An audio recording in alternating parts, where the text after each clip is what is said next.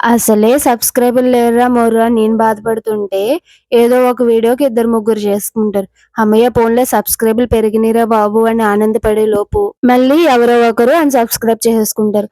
అరే! ఎందుకలాగా? మీకు నా వీడియో నచ్చకపోతే స్కిప్ చేసేయండి. దాంట్లో ప్రాబ్లమ్ ఏముంది? మళ్ళీ సబ్స్క్రైబ్ చేసుకుని, మళ్ళీ అన్‌సబ్స్క్రైబ్ చేసి, అలా చూసుకుని మాకు బాధే కదా!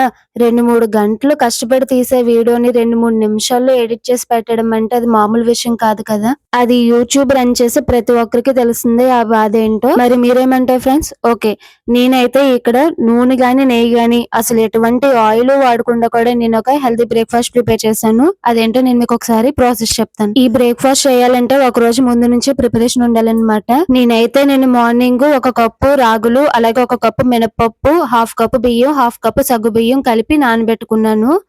అవి ఒక 7, 8 గంటలు నానబెట్టుకున్న తర్వాత మినపప్పు పొట్టు తీయకుండానే మనం మిక్సీలో ఇలా మెత్తగా గ్రైండ్ చేసేసుకోవాలి. ఇప్పుడు నేను ఇందులో అల్లం, పచ్చిమిర్చి, జీలకర్ర, ఉప్పు యేసుకొని గ్రైండ్ చేసుకొని అందులో వేసుకొని కలిపేసుకున్నాను.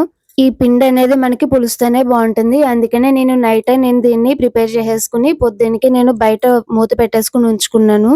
మాక్సిమం 3, 4 గంటల్లో మనకి ఈ పిండనేది పులిసిపోతుందనమాట. చూడండి సగం ఉన్న పిండి నిండా వచ్చేసింది. అంటే ఇది పులిచినట్టనమాట ఇంకా. ఇందులో అల్లం, పచ్చిమిరపకాయ, కారం కూడా వేసుకున్నాం కాబట్టి మనకి టేస్ట్ అనేది కూడా చాలా బావుంటుంది.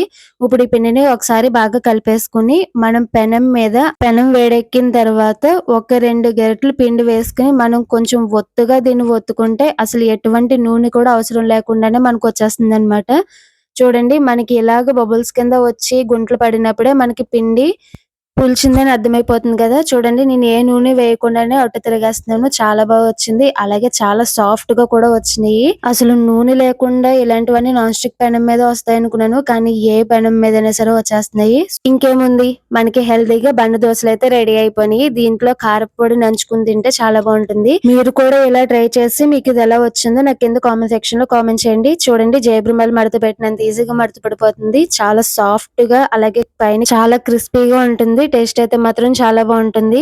నా దగ్గర పండిపోయిన మామిడికాయ ఒకటుందని చెప్పి అది పుల్లగా ఉందని నేను అందులో కొద్దిగా పచ్చిమిర్చి, అలాగే జీలకర్ర, ఉప్పు వేసి గ్రైండ్ చేసుకున్నాను. ఇదిలా నంచుకొని తింటే టేస్ట్ మాత్రం వేరే లెవెల్‌లో ఉంది. ఓకే ఫ్రెండ్స్ నా వీడియో నచ్చితే మీకు సబ్స్క్రైబ్ చేసుకోండి. Bye bye.